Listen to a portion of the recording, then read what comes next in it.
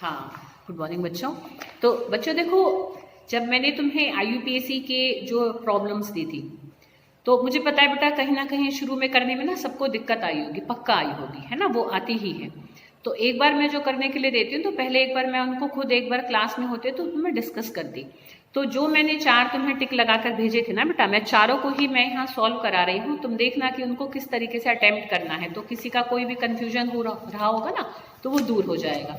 फिर उसके बाद तुम एक और रूल बच रहा है, उसको मैं और कराऊंगी, उसको अप्लाई करके बाकी इसमें जितने भी बच रहे हैं इस एक्सरसाइज में सारे ट्राई करके देखना। ना हो कोई दिक्कत नहीं है बेटा, तुम उसको टिक करके ना उसका फोटो खींच के भेज देना, तो फिर मैं उसको अगले वीडियो में डिस्कस कर दूंगी। ठीक है बेटा, तो मैं इन चारों को भी डिस्कस करती हूँ। और टेस्ट की बात देखो, दिव्या, प्रज्ञा बेटा देखो तुमने करी नहीं है 4 यूनिट, स्टिल तुमने इसको ट्राई किया, तो सबसे पहले इस चीज के लिए बेटा तुमको एक तरीके से बहुत बहुत शाबाशी कि तुमने उसको देखो ट्राई किया। सेकंड और थर्ड यूनिट तुम वीडियोस हैं, तुम वहां से देखकर उसको क्लियर कर सकते हो।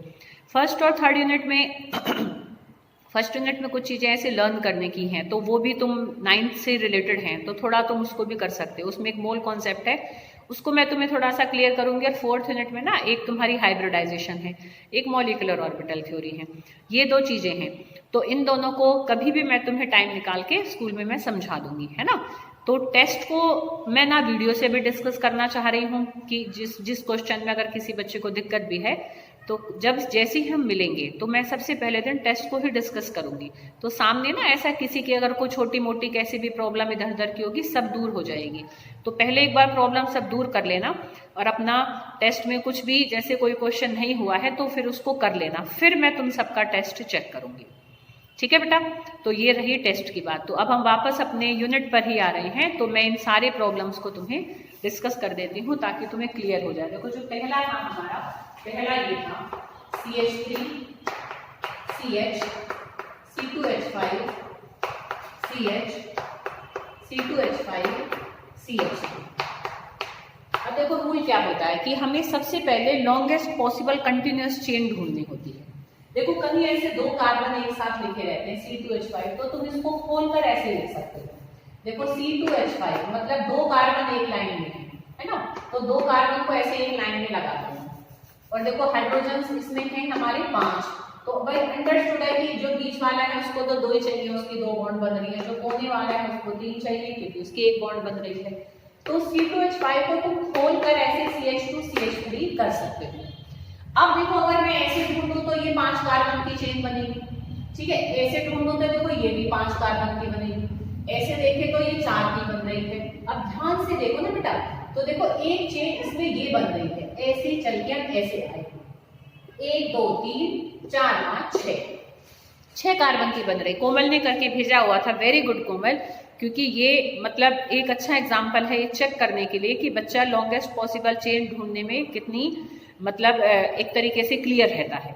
ठीक है, तो शाबाश बेटा कि तुमने इसमें सही चेन ढूंढी। तो देखो ये हमारा ऐसे इसमें ये 6 कार्बन की चेन ऐसे बनेगी। ठीक है, अब हम इसमें नंबरिंग करेंगे तो देखो 1 2 3 4 5 6, ये हमने इसमें 6 कार्बन को ऐसे किया। तुमको ऐसे क्यों किया, ऐसे क्यों नहीं किया? इसलिए बेटा क्योंकि देखो इसमें 3 पर लोग 3 पर एक हमारा क्या है साइड चेन है, और एक 4 पर साइड चेन है, और दोनों ही जो हमारे यहाँ सब्स्टिट्यूएंट्स है दोनों सेम है, दोनों मिथाइल मिथाइल है। तो तुम्हें ध्यान करो, मैंने बताया था कि अगर नंबरिंग यहाँ से करने से सेट ऑफ लोकेंट 3 4 बन रहा है, देखो इधर से करते तो भी 3 4 ही बनता है सेट ऑफ लोकेंट। सेम अगर सेट ऑफ लोकेंट बनता है और सब्स्टिट्यूएंट्स भी अगर सेम होते हैं तो हम कहीं से भी नंबरिंग कर सकते हैं। तुम यहाँ से जाओ यहाँ से कर लो, तब भी नाम वो ही निकल कर आएगा।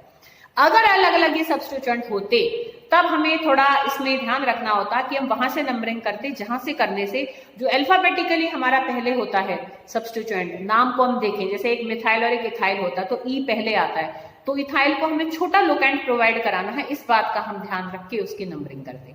पर अब क्योंकि दोनों सेम है तो हम कहीं से भी कर सकते हैं, तो इसका नाम क्या बनेगा बेटा? देखो 3 4 डाइमिथाइल हेक्सेन। तो ऐसे बेटा अब तुम्हें क्लियर अगर हो गया होगा तो अब इसको अपना सॉल्व करके असाइनमेंट वाली जो तुम्हारी न्यूमेरिकल वाली कॉपी है ना उसमें कर लेना, चाहो तो फेयर कॉपी में कर लो, कोई ऐसी बात नहीं है। ठीक है, तो अब हम अगले एग्जाम्पल पर चल रहे हैं। तो ये सबको क्लियर हो गया तो बेशक तुम पिक भी ले सकते हो और फिर आराम से करते हो।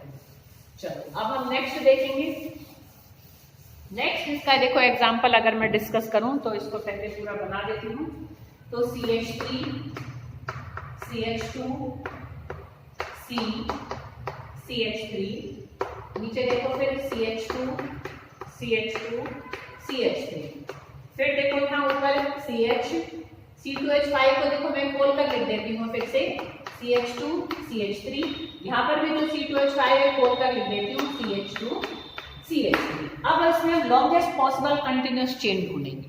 देखो बेटा 1 2 3 4 5 6, फिर देखो और 1 2 3 4 5, और देखो 1 2 3 4 5, और देखो 1 2 3 4 5 6 7, मिल गए? ठीक है, देखो 1 2 3 4 5 6 7, 1 2 3 4 5, तो देखो ये इसमें सबसे लंबी चेन हमें प्राप्त हो रही है।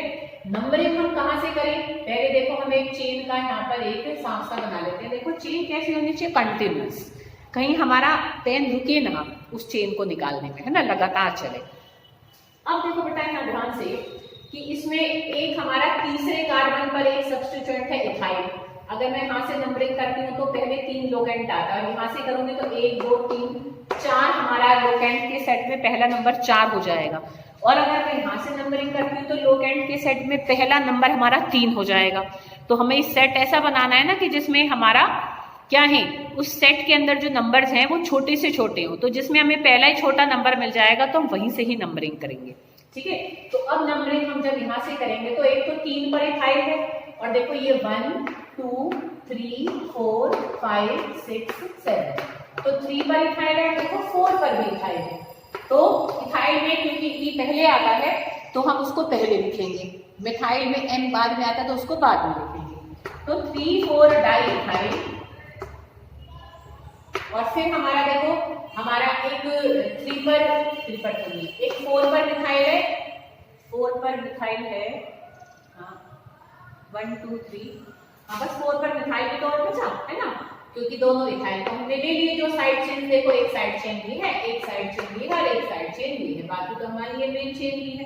तो 4 पर एक मिथाइल और है, तो 4 मिथाइल, और साथ के लिए क्या यूज करते हैं? हेप्ट, और कोई डबल बॉन्ड या ट्रिपल बॉन्ड नहीं है तो हम लगा देंगे एन। ठीक है, तो ये बनेगा 3 4 डाइथाइल 4 मिथाइल हेप्टेन। ठीक है बेटा, मिला लेते हैं एक बार, फिर भी मैं कंफर्म कर लेती हूँ आंसर को। हाँ ये है। ठीक है, नेक्स्ट देखो बेटा, अब हम एक और एग्जाम्पल को डिस्कस करते हैं, चाहो तो इसकी पिक ले लो। अब हम नेक्स्ट एग्जाम्पल को डिस्कस करेंगे।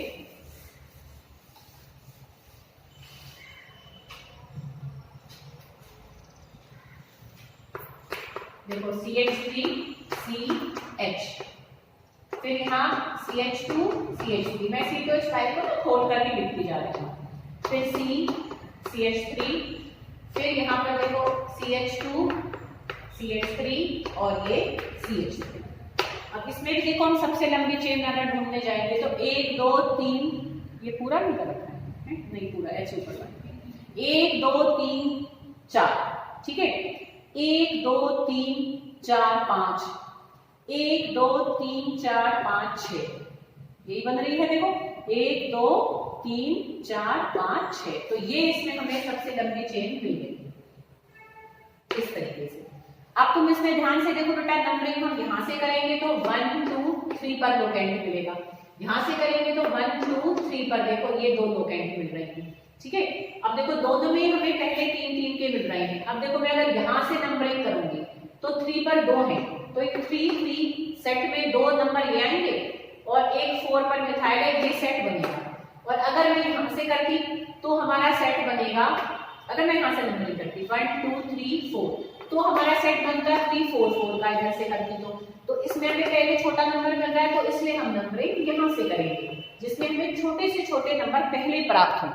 ठीक है, दोनों का पहला सेम था तो दूसरे में कंपेयर करेंगे, तो इसलिए नंबरिंग हम इसमें यहाँ से करेंगे 1 2 3 4 5 6। ठीक है बेटा, समझ में आ रही है ना?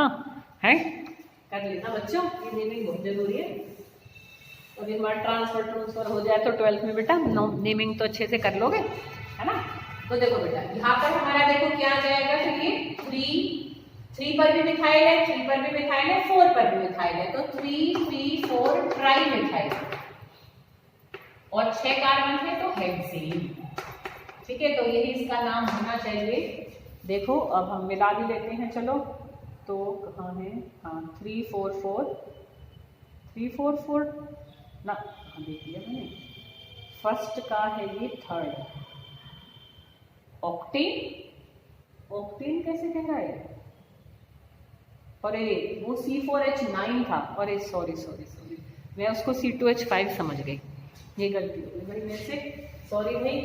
तो इसको हम दोबारा नए सिरे से करा जाएगा फिर। ये C4H9 था बेटा, 4 कार्बन थे यहाँ पर, 1 2 3, इसलिए मैं यहाँ सबको एक बार मिला लेती हूँ कि बाय चांस कहीं कोई भी ऐसा ही है ना बेटा, पूरी यहाँ से हो रही है, बताओ देख C4H9 का C2H5 दे दिया, तो CH2 CH2 CH2 CH3।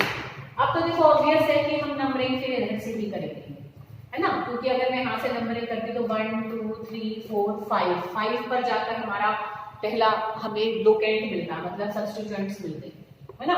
हमें तो सब्स्टिट्यूएंट्स को छोटे से छोटा नंबर प्रोवाइड कराना है, यहाँ से करेंगे तो 1 2 3 पर ये एक मिल जाएगा, फिर ये दोनों हमें 4 पर मिल जाएंगे, तो ठीक बात है, इसका नाम बनेगा फिर 3 4 4 ट्राई मिथाइल, 3 ही है, 1 2 3 ट्राई मिथाइल और ऑक्टेन। पता है ये चेक करने के लिए कि हमसे कोई कार्बन छूटा तो नहीं है, हम देखो बड़े इजीली चेक कर सकते हैं। कैसे? तुम इसमें गिनो टोटल कितने कार्बन है, 1 2 3 4 5 6 7 8 9 10 11।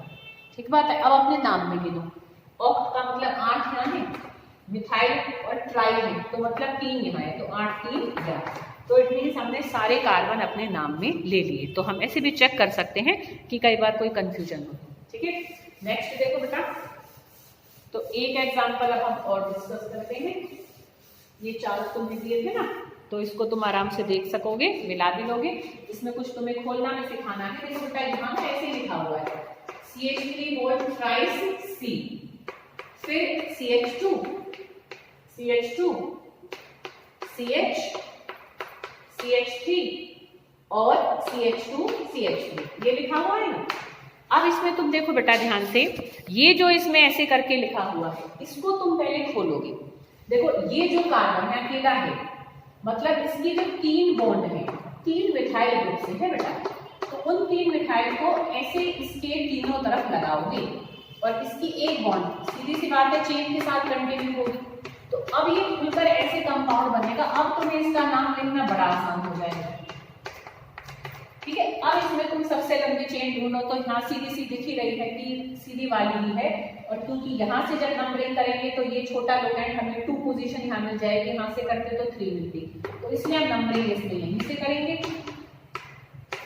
ठीक है, तो इसका सिंपल सा नाम बनेगा 2 2, दोनों के 2 2 लोकेंट, इसका 5 2 2 5 ट्राई मिथाइल और हेप्टेन, तो ये इसका नाम बनेगा। ठीक है बेटा, आ रही बात समझ में? तो ये हमने चारों वो किए जो तुम्हें मैंने टिक करके दिए थे करने के लिए। अब देखो मैं तुम्हें इसी ही कैटेगरी में, देखो अभी सिर्फ पहले कैटेगरी के हम रूल हमने किए हैं।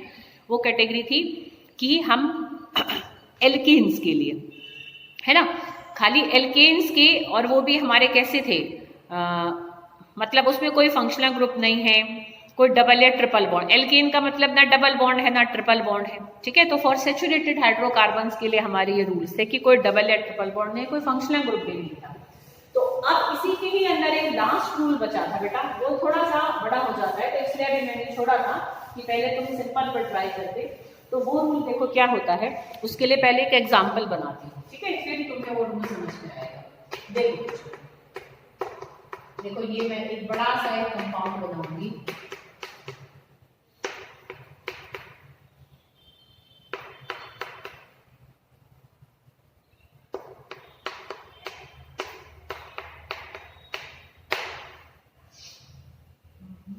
एक